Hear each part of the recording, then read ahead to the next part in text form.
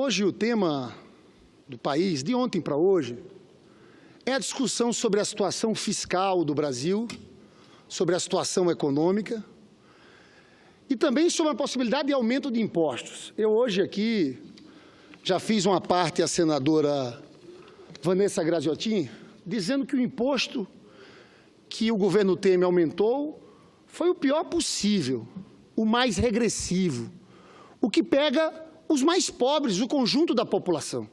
O senador Dário Berg sabe que esse é um dos temas que eu gosto de falar e de tratar, porque nós temos um sistema tributário nesse Brasil profundamente regressivo. Quem paga imposto nesse país é a classe média, são os trabalhadores. Aí surgiu uma ideia de estudos que existem no Ministério do Planejamento de discutir tributação sobre lucros e dividendos e mexer na tabela do imposto de renda. Eu não tinha dúvidas que a reação do governo ia ser essa. Houve uma grita generalizada do grande capital e o Temer logo correu para dizer que isso não aconteceria.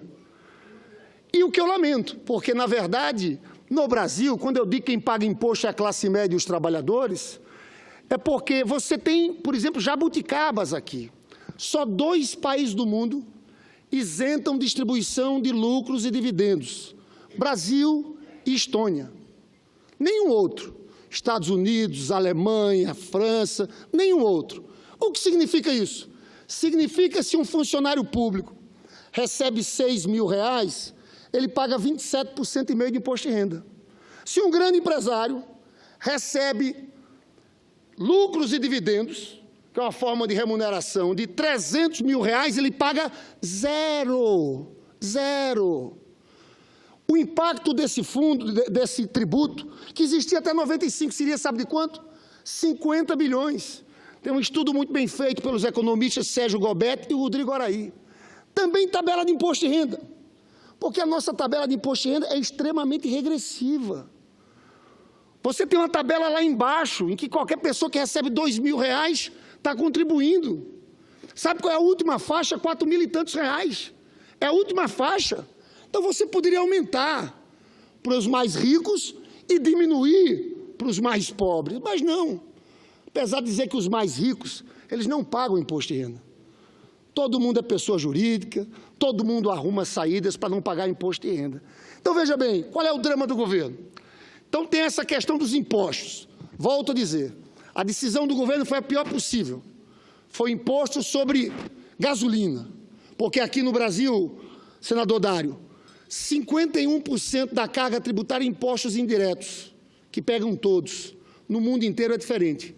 Renda e patrimônio equivalem a 2/3. Aqui é só 1/3. Aí agora vem o governo com a discussão de alterar a meta.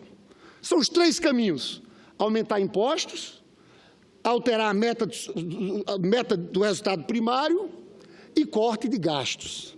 E eu fico lembrando aquela discussão que houve no governo da presidenta Dilma sobre 2015. Eu me lembro do relatório do senador Anastasia. Tem uma parte, um capítulo que ele diz o seguinte: a partir de agora, fica determinado a todo presidente, não pode gastar mais do que arrecada. E a gente está vendo 139 bi de déficit primário e eles querem alterar, na minha opinião, para aumentar a margem de manobra do Temer para comprar voto de deputados. É o que alguns economistas estão chamando de keynesianismo fisiológico. Ou seja, não é para políticas públicas, não é para investimento, é alterar a meta para continuar tentando salvar a pele do Temer, que vão vir outras denúncias. Para se livrar daquele processo, na Câmara dos Deputados, tem gente que fala em 14 bilhões, 4 bi de emendas, 10 bi de uma anistia vergonhosa, de ruralista, dívida de ruralistas com a Previdência Social. Esse pessoal perdeu o juízo. Eles querem fazer uma reforma da Previdência, dizendo que o sistema não tem sustentabilidade, e aí dão anistia ruralista com a dívida da Previdência, anistia para trás e mudam a faixa de contribuição para frente, que já era baixa de 2 para 1,2. Tem também uma negociação pesadíssima aí no Refis, deputado defendendo tudo que é grupo empresarial, em troca de anistia da dívida para salvar o Temer. Então, nosso dinheiro está sendo torrado assim. E o que acontece no mundo real? No mundo real é o seguinte: o governo Temer diz que não tem dinheiro para aumentar o Bolsa Família. Mentira! Foi uma questão de opção política, no momento que o Brasil está voltando ao mapa da fome, pessoal. Essas elites são tão descoladas da realidade, porque o grande debate nacional hoje devia ser esse. Foi uma vitória do país. E agora, estudos do Banco Mundial falam que esse ano, só esse ano, nós vamos ter o crescimento da pobreza de 2,5 milhões a 3,6 milhões pessoas. Não tem dinheiro para o Bolsa Família. As universidades estão completamente estranguladas, estão sem funcionar. Falta manutenção. Você entra no banheiro, não tem nem papel higiênico. Farmácia popular, eles acabaram. Não tem mais farmácia popular no Brasil. Programa Ciência Sem Fronteiras, acabaram. É uma destruição muito grande. Na ciência e tecnologia, o corte foi de 44% em relação a janeiro e maio do ano passado. Hoje teve uma reunião da Fiocruz, uma audiência pública, na Câmara dos Deputados. Na verdade, foi uma comemoração dos 100 anos de Oswaldo Cruz. E tinha um presidente da Academia Brasileira de Ciências, que em um evento do Senado aqui falou sobre ciência e tecnologia. O que está acontecendo no Brasil é algo que só se pode imaginar numa guerra, quando um país é atingido por outro país no processo de guerra. Agora, olha a incoerência, porque com a Dilma era aquilo, não pode gastar mais do que arrecada. E aqui está a ignorância e um debate que a gente tenta fazer há 3 anos nesse Senado Federal. Porque Vossas Excelências vão se lembrar, diziam que a Dilma tinha feito gastança em 2015. E eu dizia, como gastança? Houve um ajuste fiscal violentíssimo. Um ajuste fiscal que cortou 221 bilhões. E nós dizíamos o quê? O problema não era de gasto, era de frustração de receitas por causa da recessão econômica. E eu tenho os números aqui. Você vê que em 2015, a receita primária, a previsão era de 1 bilhão e 400. A frustração foi para 1 bilhão e 43. As despesas diminuíram. Era 1 trilhão 380 bilhões, caiu para 1,159. O que está acontecendo é a mesma coisa, há 3 anos. A economia em recessão, você faz um ajuste fiscal violentíssimo, o que acontece? A economia aprofunda a recessão. Porque o investimento público, senador Dário Berri, o gasto público, tem um papel multiplicador na economia brasileira. 1% a mais do PIB investido em saúde significa 1,8% a mais em crescimento econômico. Tem um estudo do IPEA que fala disso. Aí a gente está em recessão, eles retiram mais recursos, a recessão se aprofunda e a frustração de receitas. E a gente continua falando a mesma coisa. Sabe investimento? Todo mundo fala que o melhor recurso para a economia é investimento público. Obras, estradas. Sabe o que está acontecendo com o investimento público brasileiro?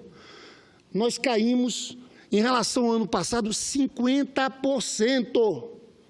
Isso é um escândalo, porque essa emenda dos gastos, do teto dos gastos, a emenda constitucional 95, que vai começar a funcionar no próximo ano, no debate a gente sempre dizia, quem primeiro vai apanhar é investimento, é o mais fácil, é despesa discricionária. Então, essa política de austeridade enlouquecida está parando o Brasil, está destruindo o país. Cumprir essa emenda constitucional vai levar o país a uma regressão social violentíssima. É isso que eu estou chamando a atenção. É um cenário de destruição. Eu vejo o meu estado, o Rio de Janeiro. O Rio de Janeiro, o grau de... A UERJ, uma universidade que sempre esteve entre as 10 melhores do país. A UERJ, eu vou estar lá na próxima sexta-feira, conversando com o reitor. A situação da UERJ é dramática. Uma universidade que tem uma importância, que forma os melhores quadros do Rio de Janeiro, completamente abandonada, sem condições de funcionar. Os servidores do Estado do Rio de Janeiro estão sem receber salários há 3 meses. 13º atrasado. E o pior de tudo isso é que está sendo discutido no meio de um momento de quebradeira como essa, o fim da política de conteúdo local, que vai ter um impacto devastador no Rio de Janeiro, já está tendo, porque a política de conteúdo local era o seguinte: As empresas de petróleo que iam investir no pré-sal, no petróleo, tinham que produzir aqui no Brasil. Comprar componentes aqui, navios, plataformas, sondas e um bocado de outro setor industrial que ia junto. Eles acabaram daqui para frente, senador Dário Berg, e estão acabando a partir de agora até 2005. Quem assinou o contrato de 2005 para cá pode rever. Os estaleiros no Rio de Janeiro estão fechando as portas. Mais grave ainda, e eu chamo a atenção dos senhores, eu sou presidente da comissão que analisa a medida provisória 777, sobre o BNDES. Estão querendo acabar com o TJLP. Só para concluir. Estão querendo acabar com a TJLP. Não vai ter mais investimento de médio e longo prazo no Brasil. Toda a indústria está reclamando. Todos os setores estão reclamando. Então, eu estou muito preocupado com o que acontece com o Brasil e no Rio de Janeiro também, porque para o Rio de Janeiro, é claro que tinha problemas anteriores. Eu fui candidato a governador contra o Pezão e eu alertava. Eles fizeram antecipação de royalties de petróleo, 2022, 2021, 2020, 19, 18, tudo eles tinham antecipado e já gastado antes. Eu falei isso antes. Denunciei também as isenções. Era isenção para tudo que é empresa. Claro que agora, quando veio o escândalo de corrupção do Cabral, a gente descobre coisas que até a joalheria da mulher do Cabral, onde comprava, tinha isenção fiscal. Tinha esses problemas todos. Mas se a gente olha para frente e vê como sair dessa crise econômica, nós temos que ter um plano de recuperação econômica dirigido ao Rio de Janeiro.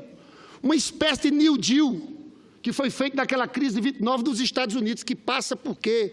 Por um plano de investimentos públicos, para gerar emprego, colocar a Petrobras novamente para investir, que ela investia 1,9% do PIB, está investindo só 0,86%. Isso afeta muito o Rio. Voltar à política do conteúdo local, ter o BNDES como banco de desenvolvimento, senão não tem jeito. Senador Lindbergh. Eu passo para a senadora. Com essa política de austeridade, se continua, não tem jeito para o Rio de Janeiro. E, infelizmente, o destino do Brasil é aprofundar sua crise social e ir no caminho do Rio de Janeiro. Senadora Vanessa. Senador, primeiro eu quero cumprimentar a Vossa Excelência, que tem uma linha de raciocínio que contribui muito para que a população brasileira entenda o momento em que nós estamos vivendo. Eu, como faz Vossa Excelência, procurei um pouco nesse caminho. E Excelência, que sei que, além de tudo, é um estudioso da economia brasileira, nós temos aqui o boletim que foi divulgado pela Consultoria de Orçamentos e que é o Monitor Fiscal. Mostra a evolução da dívida pública, senador Lindbergh, porque essa política, tal política de austeridade, agora, austeridade com quem? Austeridade com o povo. Claro. Austeridade com o mais pobre, não é austeridade com o mais rico, com aquele que vive da renda, aquele que vive de aplicações financeiras. Porque eles diziam que era insuportável aquela economia porque o Brasil estava entrando num nível de endividamento insuportável. Está aqui o nível de endividamento. Olha aqui o quanto que subiu a dívida pública brasileira. Ela passou a 69% do PIB, 69,1% do PIB, 4 trilhões e 400 bilhões de reais. Essa é a dívida pública. Austeridade, agora é bom que a gente diga, austeridade para quem? Economia feita com quem? Vossa Excelência deu exemplo durante a minha fala. O governo quer cortar apenas do pobre trabalhador, exigir do povo que contribua com a Previdência 49 anos, enquanto não tem a capacidade de fazer uma reforma tributária e cobrar impostos sobre as grandes fortunas, de cobrar impostos sobre distribuição de lucros e dividendos, como Vossa Excelência relatou. Então, é bom que a população brasileira entenda o porquê que aconteceu o que aconteceu no Brasil, por que tiraram a presidenta Dilma, para fazer aquilo que disse o senador Jucá, para aplicar reformas que um governo eleito democraticamente não teria condições jamais de aprovar. Parabéns pelo pronunciamento, senador. Senador, eu garanto que em 2 minutos eu concluo de vez. 2 minutos para concluir. Mais 1 minuto e 11 para Vossa Excelência. Eu só quero dizer, senadora Vanessa, que Vossa Excelência acerta. Você sabe, quando o presidente Lula assumiu, a dívida líquida PIB era de 57,5%. Caiu para 34%. Sabe por quê? Porque teve crescimento econômico. Será que não dá para perceber que só quando a economia se recuperar, nós vamos melhorar a trajetória da nossa dívida? Sim. Mas esse ajuste que a gente está fazendo é um ajuste burro e que cai todo em cima do povo mais pobre, porque a gente não vê uma medida, como nessa discussão de impostos, que toque nos mais ricos, em quem tem fortunas e fortunas, porque o Brasil é um dos poucos países do mundo que não taxa as grandes fortunas. Eu só encerro, senador Dário, dizendo que eu estou convencido que essa coalizão desse bloco governista do Temer fracassou. Esse golpe está completamente desmoralizado. Eu, com 1 minuto, juro que eu encerro, senador Dário. Desculpa a insistência. Tá, muito obrigado. Esse golpe está completamente desmoralizado. O povo brasileiro assistiu àquela votação na Câmara dos Deputados. Eu andei no Rio de Janeiro nesse final de semana e os comentários são os piores possíveis, vendo a cara do nosso parlamento. Essa coalizão aí vai fracassar, não vai chegar com força em 2018, porque está trazendo destruição social. Só isso explica os números de crescimento do presidente Lula em todas as pesquisas. 42% de votos espontâneos na última pesquisa Vox Populi. E os nordestinos vão ter na próxima semana, senador Dário Berri, uma caravana do presidente Lula. E o Lula começa no dia 17 na Bahia.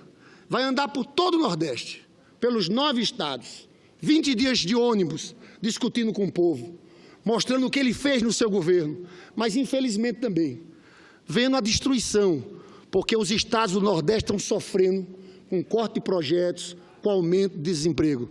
Então eu chamo todos os brasileiros a acompanhar a saída da caravana do presidente Lula no próximo dia 17, na Bahia.